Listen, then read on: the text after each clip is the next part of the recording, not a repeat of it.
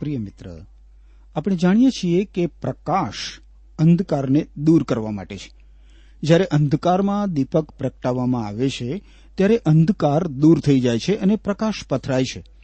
ઉગતી ઉષાએ ઝળહળતા સૂર્યના આગમન સાથે અવની પરથી રાત્રિના અંધકાર ભર્યા ઓળા દૂર થઈ જાય છે. પ્રકાશમાં આપણે બધું જોઈ શકીએ છીએ, પારખી શકીએ છીએ.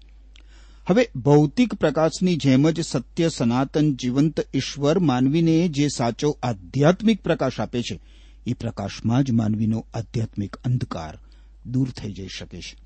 આવો આપણે ઈશ્વરના પવિત્ર વચનોમાંથી ઈશ્વરનો આત્મિક પ્રકાશ પ્રાપ્ત કરીએ. જો તમારી પાસે પ્રેમ સંદેશ નામનું પુસ્તક હોય તો તમે 258 નંબરના પૃષ્ઠ ઉપર એ તમારી સમક્ષ ખુલ્લું રાખજો. યોહાન અનુસાર શુભ સંદેશનો અભ્યાસ આપણે કરી રહ્યા છીએ. પ્રેમ સંદેશમાં તમે જોશો તો 258 નંબરના પૃષ્ઠ ઉપર યોહાન અનુસાર શુભ સંદેશ શરૂ થાય છે. આજે આપણે યોહાન અનુસાર શુભ સંદેશના પહેલા અધ્યાયની 5 થી 36 કલમો જોવા માંગીએ છીએ. તમે મારી સાથે સાથે પહેલા અધ્યાયની 4 અને 5મી કલમ જુઓ. અહીં લખવામાં આવ્યું છે, શબ્દ જીવનનો ઉદ્ભવ સ્થાન હતો અને એ જીવન માનવી પાસે પ્રકાશ લાવ્યો. આ પ્રકાશ અંધકારમાં પ્રકાશે છે અને અંધકાર તેને કદીએ ઓલવી શકતો નથી. શબ્દ એટલે કે પ્રભુ ઈસુ ખ્રિસ્ત સર્વ પ્રકારના જીવનનું એટલે કે ભૌતિક અને આત્મિક જીવનનું ઉદ્ભવ સ્થાન છે. એ પ્રભુ ઈસુ ખ્રિસ્ત માનવી પાસે ઈશ્વરનો પ્રકાશ લાવે છે, આત્મિક પ્રકાશ લાવે છે, આધ્યાત્મિક પ્રકાશ લાવે છે, જેને આધ્યાત્મિક અંધકાર કદી ઓલવી શકતો નથી.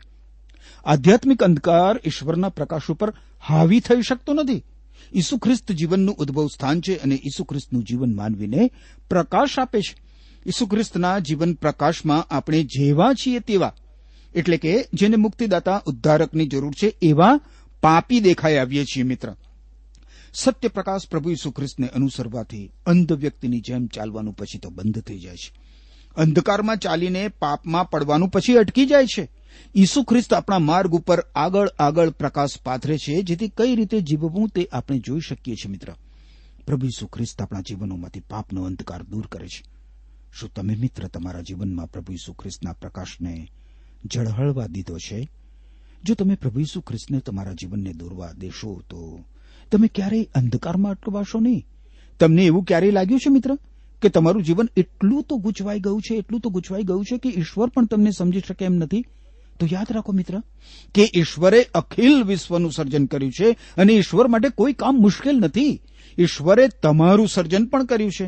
ઈશ્વર આજે જીવન છે અને તમારે માટેનો ઈશ્વરનો પ્રેમ તમારી કોઈ પણ સમસ્યા કરતા વધારે મોટો છે. હવે આગળ 6 થી 9 કલમોમાં બાપ્તિસ્મા કરનાર યોહાનનો ઉલ્લેખ કરવામાં આવ્યો છે. 6 થી 9 કલમો આપણને જણાવે છે, ઈશ્વરે પોતાના સંદેશવાહક યોહાનને મોકલ્યો. તે લોકોને એ પ્રકાશ વિશે સાક્ષી આપવા આવ્યો જેથી બધા માણસો આ સંદેશો સાંભળીને વિશ્વાસ કરે. યોહાન પોતે એ પ્રકાશ નહોતો, પણ પ્રકાશ વિશે તે સાક્ષી આપવા આવ્યો હતો. ખરો પ્રકાશ તો એ હતો જે દુનિયામાં આવે છે અને સઘળા માણસો પર પ્રકાશે છે. યોહાન અનુસાર શુભ સંદેશમાં મિત્ર જે યોહાનનો અહીંયા ઉલ્લેખ થયો છે એ તો બાપ્તિસ્મા કરનાર યોહાન છે. એ આ યોહાન અનુસાર શુભ સંદેશનો લેખક પ્રભુ ઈસુ ખ્રિસ્તનો શિષ્ય યોહાન નથી. આ બાપ્તિસ્મા કરનાર યોહાન એક અજોડ વ્યક્તિ હતો, બેમિસાલ. એ વિચિત્ર વસ્ત્ર પરિધાન કરતો હતો, અસામાન્ય પ્રકારનો ખોરાક ખાતો હતો અને લોકોને અસામાન્ય ઉપદેશ કરતો હતો. બાપ્તિસ્મા કરનાર યોહાન ઈશ્વરના આમંત્રણને વફાદાર રહેતો હતો. પૂરેપૂરા અધિકારથી બાપ્તિસ્મા કરનાર યોહાન ઉપદેશ કરતો હતો અને લોકો એની વાણી સાંભળીને ખળભળી ઉઠતા હતા, કારણ કે એ સત્ય જ કહેતો હતો. યોહાન લોકોને ચેતવણી આપતો હતો, પડકાર આપતો હતો અને લોકો એનો પડકાર ઝીલીને પાપથી પાછા ફરતા હતા. અને એટલે યોહાન પાપોના પશ્ચાતાપની બાહ્ય નિશાની રૂપે લોકોને જળ સંસ્કાર આપતો હતો, બાપ્તિસ્મા આપતો હતો. હવે 8મી કલમ ઉપર જરા વિચાર કરીએ. યોહાન પોતે એ પ્રકાશ નહોતો, પરંતુ પ્રકાશ વિશે તે સાક્ષી આપવા આવ્યો હતો. અને આપણે પણ મિત્ર બાપ્તિસ્મા કરનાર યોહાનની જેમ ઈશ્વરના પ્રકાશને આપણા દ્વારા પરિવર્તિત કરવો જોઈએ. ઈસુ ખ્રિસ્ત સત્ય પ્રકાશ છે. ઈસુ ખ્રિસ્ત ઈશ્વર તરફ જવાનો માર્ગ બતાવે છે અને એ માર્ગ ઉપર કઈ રીતે ચાલવું એ બતાવે છે. ઈસુ ખ્રિસ્ત ઉપર અવિશ્વાસ કરનારા લોકો સુધી ઈશ્વરનો પ્રકાશ રેલાવવા માટે ઈસુ ખ્રિસ્તે તેમના પર વિશ્વાસ કરનાર લોકોને પસંદ કર્યા છે.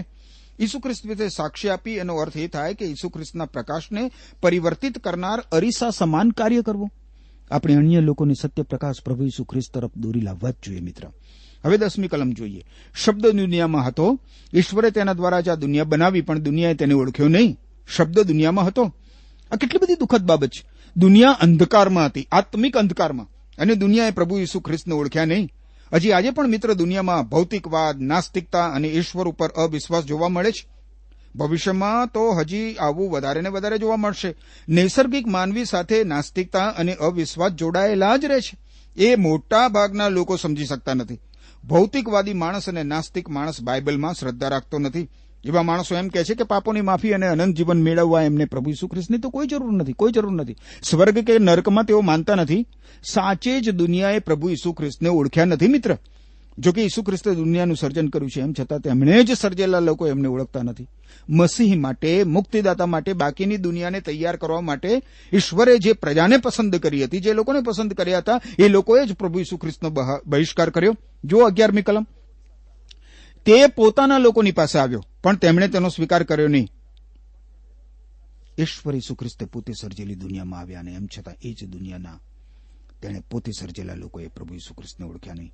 જો કે બાઇબલનો સમગ્ર જૂનો કરાર પ્રભુ ઈસુ ખ્રિસ્ત તરફ આંગળી ચીંધતો હતો, એમ છતાં મને એમ થાય છે મિત્ર કે આવું ક્યાં સુધી ચાલશે?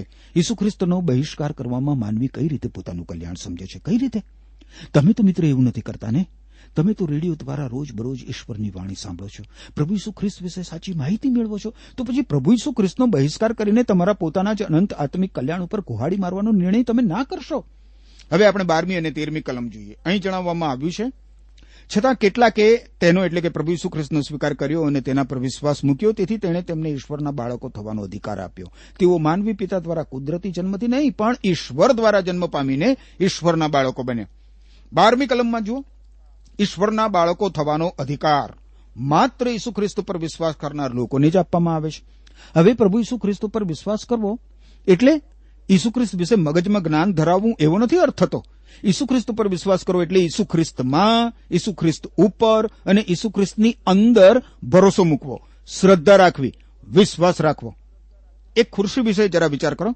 ધારો કે એક ખુરશી ઉપર ખુરશીની પાસે હું ઊભો છું, એવું ધારી લો, અને હું એવું માનું છું કે ખુરશી મારો ભાર ઊંચકશે, પણ મારો ભાર ખુરશી ઊંચકતી નથી. શા માટે? કારણ કે ખુરશી વિશે માત્ર મારા મગજમાં જ્ઞાન જ છે, એના પર હજી હું બેઠો નથી. હું તો માત્ર એટલું જ જાહેર કરું છું કે હા, ખુરશી મારો ભાર ઊંચકશે. હવે એવું ધારી લો કે ખુરશી ઉપર બેસીને હું ખુરશી ઉપર વિશ્વાસ કરું છું. તમે સમજ્યા હું શું કહેવા માંગુ છું? હું મારું સંપૂર્ણ વજન ખુરશી ઉપર મૂકી દઉં છું. હું ખુરશી ઉપર બેસું છું અને ખુરશી મારો ભાર ઊંચકે છે. આ અનુભવની વાત છે. અનુભવ સિદ્ધ વિશ્વાસ કહેવાય આને. શું ઈસુ ખ્રિસ્ત તમારો ભાર ઊંચકે છે મિત્ર? શું ઈસુ ખ્રિસ્ત તમારા મુક્તિદાતા છે? આ કઈ એવી વાત નથી કે બાજુ પર તમે ઉભા રહો અને એવું જાહેર કરો કે હા હું માનું છું કે ઈસુ ખ્રિસ્ત ઈશ્વરના પુત્ર છે. અરે મૂળ પ્રશ્ન તો એ છે કે શું તમે ઈસુ ખ્રિસ્ત પર ભરોસો મૂક્યો છે? તમે પ્રભુ ઈસુ ખ્રિસ્તમાં વિશ્વાસ ધરાવો છો? શું તમે ઈસુ ખ્રિસ્ત પર અવલંબો છો? અત્યારે જે ખુરશી ઉપર બેઠો હું બોલી રહ્યો છું ને તમારી સામે, એ ખુરશી મારો પૂરેપૂરો ભાર ઝીલી રહી છે, અને આ પડે ઈસુ ખ્રિસ્ત મારા સંપૂર્ણ મુક્તિદાતા છે. હું ઈસુ ખ્રિસ્ત ઉપર આધાર રાખું છું. ઈસુ ખ્રિસ્તની ઉપર હું અવલંબું છું. જો કોઈ ઈસુ ખ્રિસ્તને પોતાના જીવનના પ્રભુ તરીકે આવકારે છે, તે દરેક આત્મિક રીતે નવો જન્મ પામે છે અને ઈશ્વર પાસેથી નવું જીવન પ્રાપ્ત કરે છે. મિત્ર, ઈસુ ખ્રિસ્ત પર વિશ્વાસ કરવા દ્વારા માનવી આમૂલ પરિવર્તનનો અનુભવ કરે છે. માનવીના લક્ષણો, માનવીની ઈચ્છાઓ અને માનવીના હેતુઓ પછી બદલાઈ જાય છે. આપણે શારીરિક રીતે જન્મ પામીને આપણા માતા પિતાના કુટુંબમાં સ્થાન પામીએ છીએ, જ્યારે ઈશ્વર દ્વારા આત્મિક જન્મ પામીને આપણે આત્મિક રીતે ચેતના પામીને ઈશ્વરના કુટુંબમાં સ્થાન પામીએ છીએ. ઈસુ ખ્રિસ્ત તમને નવીન વ્યક્તિ બનાવી દે એવી પ્રાર્થના શું તમે મિત્ર ઈસુ ખ્રિસ્તને કરી છે? ઈસુ ખ્રિસ્તમાં વિશ્વાસ કરનાર દરેક વ્યક્તિ માટે જીવનનો આ એક નવો આરંભ ઉપલબ્ધ છે. હવે આપણે 14મી અને 18મી કલમ ઉપર તો ગત સ્તવન કાર્યક્રમમાં વિચાર કરી ગયા છીએ, એટલે 15 થી 17 કલમો જોઈએ. યોહાને તેના વિશે સાક્ષી આપતા પોકાર્યું, જેમના સંબંધી હું કહેતો હતો કે જે મારા પછીથી આવે છે પણ મારાથી મહાન છે, અને મારા જન્મ અગાઉ જે અસ્તિત્વ ધરાવતા હતા તે જ આ વ્યક્તિ છે. તેમની કૃપાના ભરપૂરીપણામાંથી તેમણે આપણને બધાને આશીષ પર આશીષ આપી છે. ઈશ્વરે મોસેની મારફતે નિયમશાસ્ત્ર આપ્યું, પરંતુ કૃપા અને સત્યતા તો ઈસુ ખ્રિસ્તની મારફતે આપવામાં આવ્યા. 17મી કલમ ઉપર ધ્યાન આપો. આપણી સાથેના વ્યવહારમાં ઈશ્વરના સ્વભાવના એક ભાગ રૂપે ઈશ્વર નિયમ અને કૃપા એ બંનેનો ઉપયોગ કરે છે. મિત્ર, મોશે એ ઈશ્વરના નિયમ અને ન્યાય ઉપર ભાર મૂક્યો, જ્યારે પ્રભુ ઈસુ ખ્રિસ્ત ઈશ્વરની દયા, ઈશ્વરનો પ્રેમ અને ઈશ્વરની માફી પ્રદર્શિત કરવા આવ્યા. મોશે એ ઈશ્વરનો નિયમ માત્ર આપ્યો જ, જ્યારે પ્રભુ ઈસુ ખ્રિસ્ત ઈશ્વરનો નિયમ પરિપૂર્ણ કરવા આવ્યા. ઈશ્વરના નિયમમાં ઈશ્વરનો સ્વભાવ અને ઈશ્વરની ઈચ્છા પ્રગટ થાય છે. મિત્ર, જ્યારે હવે ઈશ્વરનો સ્વભાવ અને ઈચ્છા ઈસુ ખ્રિસ્તમાં પ્રદર્શિત થાય છે, જેમ જેમ આપણે પ્રભુ ઈસુ ખ્રિસ્તને વધારે અને વધારે ઓળખતા જઈશું, તેમ તેમ ઈશ્વર વિશેની આપણી સમજણ પણ વધતી જશે. મિત્ર, યાદ રાખો, આપણી પાસે સર્વસ્વ હોય, ધન વૈભવ હોય, સુખ ચેન હોય, સુખ સાધનો હોય, વર્તમાન કે ભાવિ વિશે આપણે કોઈ ચિંતા પણ કરવાની ના હોય, ધંધો વેપાર સારા ચાલતા હોય, ખેતરો સારો પાક આપતા હોય, ઢોર ઢાંક ઉપજાવ હોય, ફેક્ટરી રાત દિવસ ચાલતી હોય, નોકરી સદ્ધર હોય, અરે બેંકમાં જરૂર કરતા હોય વધારે નાણાં હોય, શેર સિક્યોરિટી પુષ્કળ હોય, આપણને કશાની ચિંતા ના હોય. પણ આ તો ભૌતિક જીવનની વાત થઈ, શારીરિક જીવનની વાત. આપણા આત્માનું શું? આપણા આત્મિક કલ્યાણ વિશે વિચાર કરવાનો પણ સમય છે આપણી પાસે. યાદ રાખો મિત્ર, ઈસુ ખ્રિસ્ત વગર આપણને કાંઈ જ નથી. આપણે ઈસુ ખ્રિસ્ત વગર જ્યારે આપણી પાસે કોઈ ભૌતિક સુખ ના હોય તો પણ ઈસુ ખ્રિસ્તની સાથે આપણે અત્યંત મૂલ્યવાન બની જઈએ છીએ. 19મી કલમ જુઓ હવે. યરુશાલેમમાંના યહૂદી અધિકારીઓએ યજ્ઞકારોને અને લેવીઓને યોહાન પાસે મોકલાવીને પૂછાવ્યું, તમારી ઓળખાણ આપશો? યોહાન એણે લખેલા શુભ સંદેશના વૃત્તાંતમાં બાપ્તિસ્મા કરનાર યોહાનના જીવનમાં આ પ્રથમ પ્રસંગ નોંધે છે. યોહાન આપણને બાપ્તિસ્મા કરનાર યોહાનના આરંભની કથા નથી જણાવતો. બાપ્તિસ્મા કરનાર યોહાનના જન્મની વાત આપણને લુક અનુસાર શુભ સંદેશમાં જાણવા મળે છે. યરુશાલેમથી યહૂદી અધિકારીઓએ બાપ્તિસ્મા કરનાર યોહાનને પ્રશ્નો પૂછવા મોકલેલા માણસોથી બાપ્તિસ્મા કરનાર યોહાનની તારીખ શરૂ કરવામાં આવી છે. તેઓએ બાપ્તિસ્મા કરનાર યોહાનને પૂછ્યું, તમે કોણ છો? તમારી ઓળખાણ આપશો? હવે આ પ્રશ્નમાં યોહાન માટે ભારે પરીક્ષણ રહ્યું હતું મિત્ર, કારણ કે આ પ્રશ્નના ઉત્તરમાં યોહાન પોતાની જાતનું મહત્વ પ્રદર્શિત કરી શક્યો હતો, માન સન્માન મેળવી શક્યો હતો. જ્યારે બાપ્તિસ્મા કરનાર યોહાનને તેના શિષ્યોએ તેનું મહત્વ સ્થાપવાની વાત કરીને, ત્યારે યોહાન અનુસાર શુભ સંદેશના 3 અધ્યાયની 30મી કલમ પ્રમાણે બાપ્તિસ્મા કરનાર યોહાને પોતાના શિષ્યોને શું કહ્યું? સાંભળો, ઈસુ ખ્રિસ્તનું મહત્વ વધતું જાય અને મારું મહત્વ ઘટતું જાય એ જરૂરી છે. તમે જોયું મિત્ર, બંને એક જ સ્તરે ઉભા ના રહી શકે. કાં તો ઈસુ ખ્રિસ્ત તમારા જીવનમાં અગ્રસ્થાને હોય, અથવા તો તમે તમારા જીવનમાં અગ્રસ્થાન ધરાવતા હો. સાચે જ પ્રભુ ઈસુ ખ્રિસ્તનું મહત્વ વધતું જાય અને આપણું મહત્વ ઘટતું જાય એ બહુ જરૂરી છે. હવે જુઓ, બાપ્તિસ્મા કરનાર યોહાન 20મી કલમમાં ધર્મના અસૂત્રધારકોને કેવો ઉત્તર આપે છે. 20મી કલમ કહે છે, યોહાને જવાબ આપવાની ના પાડી નહીં, પરંતુ સ્પષ્ટ વાત કરી. તેમણે કહ્યું, હું આવનાર મસીહ નથી.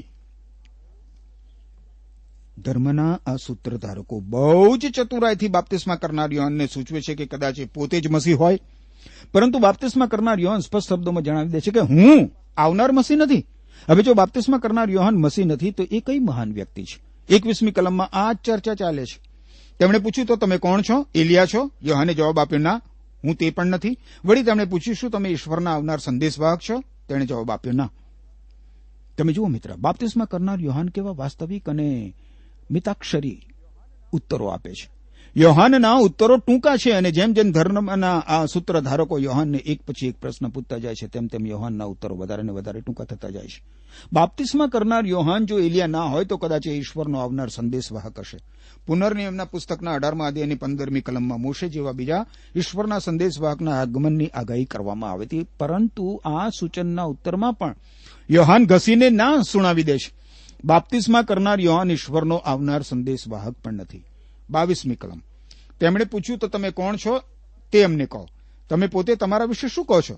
કારણ જેમણે અમને મોકલ્યા છે તેમની પાસે અમારે જવાબ લઈ જવાનો છે. ધર્મના સૂત્રધારકો યોહાનનો પીછો છોડતા નથી. એ લોકો જાણવા માંગે છે કે આખરે યોહાન છે કોણ? તેઓ તેમને મોકલેલા અધિકારીઓ પાસે નકારની હારમાળા લઈને જઈ ના શકે, અને એટલે યોહાન પોતાની ઓળખાણ આપે જ છે. જુઓ 23મી કલમ. યોહાને જવાબ આપ્યો, ઈશ્વરના સંદેશવાહક યશાયાએ કહ્યું હતું તે પ્રમાણે પ્રભુને માટે માર્ગ સીધો કરો, એવી રાનમાં બૂમ પાડનારની વાણી તે જ હું છું. તમે જુઓ મિત્ર, યોહાન તો એક વાણી છે. ઈસુ ખ્રિસ્ત શબ્દ છે, જ્યારે યોહાન વાણી છે. યોહાન માત્ર એક જ વાણી બની રહેવા માંગે છે. યોહાન પાસે એક મહાન સંદેશો છે. યોહાન પોતે છે એના કરતા વધારે મહાન સંદેશ. અને આ હકીકત આપણા માટે કેટલી બધી મહત્વની છે. આપણે પણ એક વાણી માત્ર બની રહેવાની જરૂર છે મિત્ર, કારણ કે આપણી દુનિયાને પ્રભુ ઈસુ ખ્રિસ્ત વિશે જે સંદેશ આપવાનો છે તે આપણા કરતા મહાન છે. વાણી તરીકે આપણે પ્રભુ ઈસુ ખ્રિસ્તનો મહિમા પ્રગટ કરવો જોઈએ. હવે બાપ્તિસ્મા કરનાર યોહાન જે ભવ્ય સંદેશ આપે છે તેના પર જરા વિચાર કરો. પ્રભુને માટે માર્ગ સીધો કરો, બીજા શબ્દોમાં ઈસુ ખ્રિસ્તના આગમન માટે તૈયાર રહો. હું માનું છું મિત્ર કે યોહાન અહીં એ સંદેશ આપે છે કે આકાશનું રાજ નજીક છે. આકાશનું રાજ તેના રાજવી ઈસુ ખ્રિસ્તના રૂપમાં નજીક હતું. યોહાન જણાવે છે કે માર્ગ સીધો કરો. એનો અર્થ એ કે લોકોએ પોતાના જીવનોમાંથી દુષ્ટ બાબતો દૂર કરવી, જે ખોટી બાબતો છે તેને સાફ કરવી. આપણે પણ આવું કરવાની જરૂર છે મિત્ર. આવું કરવાથી આપણે માટે ઈશ્વર સાથેની સંગત શક્ય બને છે. યોહાને લખેલા પહેલા પત્રના પહેલા અધ્યાયની 6ઠ્ઠી કલમ પ્રમાણે ઈશ્વર પ્રકાશ છે અને એમનામાં અંધકાર છે જ નહીં. એટલે જો આપણે કહીએ કે આપણે તેમની સાથે સંગત ધરાવીએ છીએ અને તેમ છતાં અંધકારમાં જીવતા હોઈએ તો પછી આપણે આપણા શબ્દો અને કાર્યો દ્વારા જૂઠું જ બોલીએ છીએ. આપણે આપણા જીવનોને સીધા કરવાની જરૂર છે. આપણા પાપો ઈશ્વર સમક્ષ પશ્ચાતાપ સહિત કબૂલ કરવાથી આપણા પાપ માફ થાય છે. યોહાને લખેલા પહેલા પત્રના પહેલા અધ્યાયની 8 થી 10 કલમોમાં લખવામાં આવ્યું છે કે આપણામાં પાપ નથી એવું જો આપણે કહીએ તો આપણે પોતાની જાતને છેતરીએ છીએ અને આપણામાં સચ્ચાઈ નથી. પણ જો ઈશ્વર સમક્ષ આપણા પાપ આપણે કબૂલ કરીએ તો ઈશ્વર પોતાનું વચન પાળશે અને યથાયોગ્ય કરશે. ઈશ્વર આપણા પાપની ક્ષમા આપશે અને બધા દુષ્કર્મોથી આપણને શુદ્ધ કરશે. જો આપણે એવું કહીએ કે આપણે પાપ કર્યું જ નથી તો આપણે ઈશ્વરને જુઠ્ઠા ઠરાવીએ છીએ. બાપ્તિસ્મા કરનાર યોહાન 23મી કલમમાં યશાયા સંદેશવાહકના પુસ્તકના 40મા અધ્યાયની 3 કલમ ટાંકે છે, પ્રભુને માટે માર્ગ સીધો કરો. ધર્મના પેલા સૂત્રધારકો જાણવા માંગતા હતા કે યોહાન કોણ હતો, જ્યારે યોહાન એ ધર્મ ધુરંધરોને જણાવવા માંગતો હતો કે ઈસુ ખ્રિસ્ત કોણ છે. હવે આગળ 24 અને 25 કલમો જુઓ.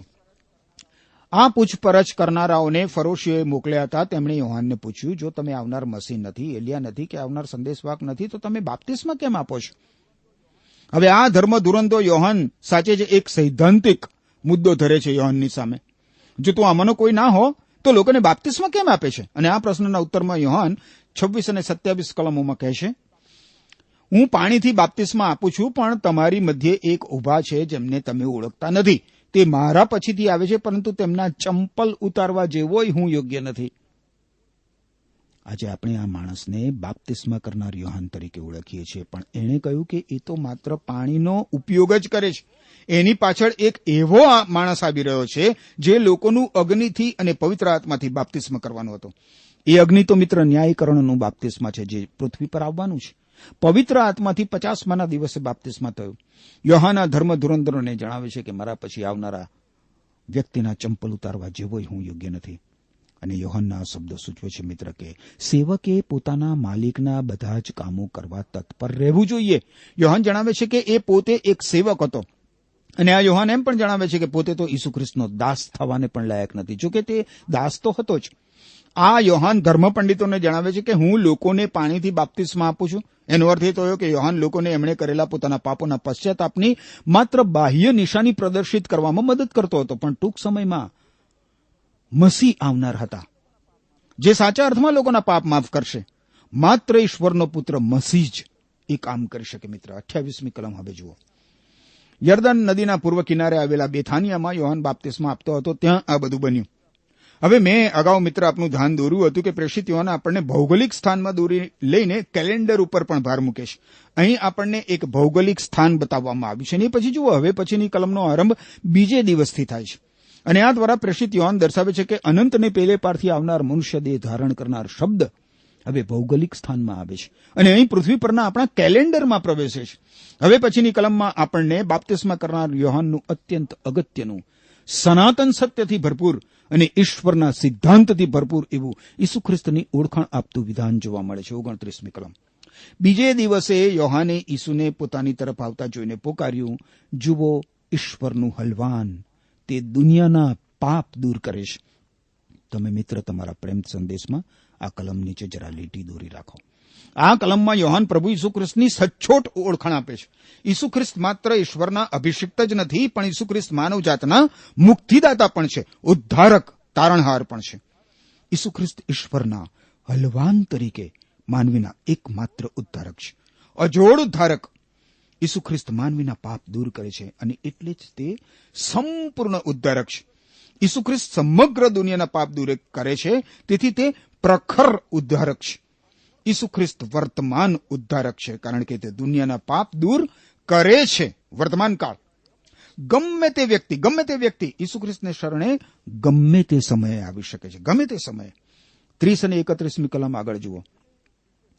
જેને વિશે હું તમને કહેતો હતો, એક માણસ મારા પછી આવે છે, પરંતુ તે મારા કરતા મહાન છે, કારણ તેનો મારા જન્મ પહેલાથી અસ્તિત્વ ધરાવે છે. આ તે જ વ્યક્તિ છે. મને ખબર ન હતી કે તે કોણ હશે, પરંતુ ઇઝરાયેલને તેની ઓળખ થાય તે માટે હું પાણીથી બાપ્તિસ્મા આપું છું. યોહાન એમ કહેવા માંગે છે કે સાચા અર્થમાં બાપ્તિસ્મા આપનાર તો ઈસુ ખ્રિસ્ત છે. ઈસુ ખ્રિસ્ત અગ્નિથી અને પવિત્ર આત્માથી બાપ્તિસ્મા કરશે. આગળ 32 થી 36 કલમોમાં લખ્યું છે, યોહાને આ પ્રમાણે સાક્ષી આપી, મેં પવિત્ર આત્માને આકાશમાંથી કબૂતરની જેમ ઉતરતો અને ઈસુ ખ્રિસ્ત ઉપર સ્થિર થતો જોયો. તો પણ હું તેમને ઓળખી શક્યો નહીં, પરંતુ મને પાણીથી બાપ્તિસ્મા કરવા મોકલનાર ઈશ્વરે મને કહ્યું, તું પવિત્ર આત્માને ઉતરતો અને એક માણસ પર સ્થિર થતો જોઈશ, અને પવિત્ર આત્માથી બાપ્તિસ્મા આપનાર એ જ હશે. યોહાને આગળ કહ્યું, મેં એ જોયું છે અને હું તમને સાક્ષી આપું છું કે તે ઈશ્વર પુત્ર છે. બીજે દિવસે યોહાન પોતાના 2 શિષ્યો સાથે ફરીથી ત્યાં હતો. જ્યારે તેણે ઈસુને નજીક ફરતા જોયા ત્યારે તેણે કહ્યું, જુઓ, ઈશ્વરનું હલવાન. આ કલમોમાં આપણે જોઈએ છીએ મિત્ર, તે અનુસાર ઈસુ ખ્રિસ્તના બાપ્તિસ્મા સમયે બાપ્તિસ્મા કરનાર યોહાને પ્રભુ ઈસુ ખ્રિસ્તને મસીહ તરીકે જાહેર કર્યા. હવે એ સમયે ઈશ્વરે બાપ્તિસ્મા કરનાર યોહાનને એક ચિહ્ન આપીને બતાવ્યું હતું કે ઈસુ ખ્રિસ્તને સાચે જ ઈશ્વરે મોકલ્યા હતા. આ બાપ્તિસ્મા કરનાર યોહાનનું કામ લોકોનું ધ્યાન આવનાર મસીહ તરીકે ઈસુ ખ્રિસ્ત તરફ દોરવાનું હતું. આજની બિન સલામત દુનિયામાં લોકો સાચી અને કાયમી સલામતી શોધી રહ્યા છે. જો મિત્ર તમે પ્રભુ ઈસુ ખ્રિસ્તને અંગત રીતે ઓળખો છો, તો તમારે પણ લોકો જે સલામતી શોધી રહ્યા છે તે તરફ, એટલે કે પ્રભુ ઈસુ ખ્રિસ્ત તરફ લોકોને દોરી લાવવા જોઈએ. હવે બાપ્તિસ્મા કરનાર યોહાનના શિષ્યો ઈસુ ખ્રિસ્ત માટે વિવિધ નામોનો ઉપયોગ કરતા હતા. ઈશ્વરનું હલવાન 36મી કલમ. જુઓ, ઈશ્વરનું હલવાન. રાબ્બી 38મી કલમ. રાબ્બી, ગુરુજી. શું કહે છે? તેઓએ જવાબ આપ્યો, રાબ્બી. આ અરામી શબ્દનો અર્થ ગુરુજી થાય છે. અને મસીહ 41મી કલમ. સૌ પ્રથમ આંદ્રિયાએ પોતાના ભાઈ સિમોનને શોધી કાઢ્યો અને તેને કહ્યું, અમને મસીહ, આ શબ્દનો અર્થ ઈશ્વરનો અભિષિક્ત થાય છે, મસીહ મળ્યા છે. ઈશ્વરનો પુત્ર 49મી કલમ જુઓ. 49મી કલમ. નાથાનાએલે જવાબ આપ્યો, ગુરુજી, તમે ઈશ્વરના પુત્ર છો અને ઇઝરાયેલના રાજા. 49મી કલમ. તમે ઇઝરાયેલના રાજા છો. જેમ જેમ શિષ્યો ઈસુ ખ્રિસ્તને વધારે ને વધારે ઓળખતા ગયા, એમ એમ એ લોકો ઈસુ ખ્રિસ્તની વધારે કદર કરતા થયા. અને આ બાબત દર્શાવે છે મિત્ર કે આપણે ઈસુ ખ્રિસ્તને ઓળખવા જેમ જેમ વધારે સમય ખર્ચીએ, તેમ તેમ ઈસુ ખ્રિસ્ત કોણ છે એ આપણે વધારે પ્રમાણમાં સમજી શકીશું અને વધારે માત્રામાં ઈસુ ખ્રિસ્તની કદર કરી શકીશું. ઈસુ ખ્રિસ્તના શિક્ષણથી આપણે આકર્ષાઈએ એ સાચું છે, પરંતુ આપણે ઈસુ ખ્રિસ્તને ઈશ્વરના પુત્ર તરીકે ઓળખવા જોઈએ. હવે જો કે ઈસુ ખ્રિસ્તના આ નવા શિષ્યોએ ઈસુ ખ્રિસ્ત વિશે આવી મૌખિક કબૂલાત તો કરી, પરંતુ 3 વર્ષ પછી જ એ લોકો પ્રભુ ઈસુ ખ્રિસ્તને સાચી રીતે ઓળખી શક્યા. પ્રેષિતોના કૃત્ય અધ્યાય 2 પ્રમાણે શિષ્યોએ ઈસુ ખ્રિસ્ત વિશે જે મૌખિક કબૂલાત કરી એ એમણે અનુભવમાં ઉતારવાની જરૂર હતી. અને આપણે પણ મિત્ર, આપણે પણ ઈસુ ખ્રિસ્ત વિશે એવી મૌખિક કબૂલાત કરીએ કે હા ભાઈ, એ માનવીના મુક્તિદાતા છે, ઈશ્વરના પુત્ર છે, માનવીને પાપોની માફી અને અનંત જીવનની ભેટ આપનાર માનવીના અજોડ ઉદ્ધારક છે. એમ છતાં પણ મિત્ર, ઈસુ ખ્રિસ્ત વિશે ઊંડી સમજણ અને કદરદાની તો ઈસુ ખ્રિસ્ત પરના વિશ્વાસમાં જીવન જીવવાથી પ્રાપ્ત થાય છે. ઈસુ ખ્રિસ્ત વિશે આવી સમજણ અને આવી કદરદાની આપણને પણ પ્રાપ્ત થાવ. પ્રાર્થના કરીએ. પવિત્ર, સર્વસમર્થ, સર્જનહાર ઈશ્વર પિતા, તમારી સ્તુતિ કરીએ છીએ, તમારો આભાર માનીએ છીએ તમારા પવિત્ર વચનો માટે. ઈસુ ખ્રિસ્ત અમારા અજોડ ઉદ્ધારક છે એવી સ્પષ્ટ સમજણ અમને આજે આપવા બદલ તમારો આભાર માનીએ છીએ. સ્તવન કાર્યક્રમ સાંભળનાર જે શ્રોતા મિત્રને પ્રભુ આજે ઈસુ ખ્રિસ્ત વિશે એ ખાતરી થઈ હોય, એ વ્યક્તિને ઈસુ ખ્રિસ્તને શરણે આવવા માટે તમારી અદભુત કૃપા આપો.